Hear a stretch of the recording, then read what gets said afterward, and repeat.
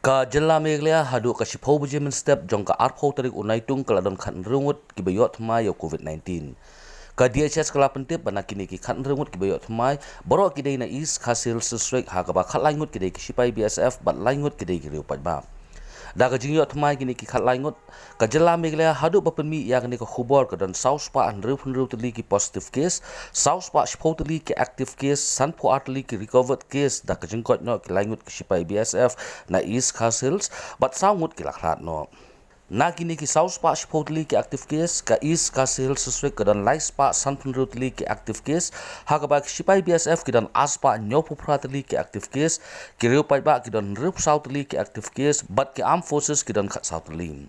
Kari boy district kadon live tli ka east Chande Hills kadon artli ka west Garo Hills khatwai tli ka south Garo Hills kadon artli bat ka north Garo Hills east Garo Hills bat ka south west Garo Hills kadon mar iway active case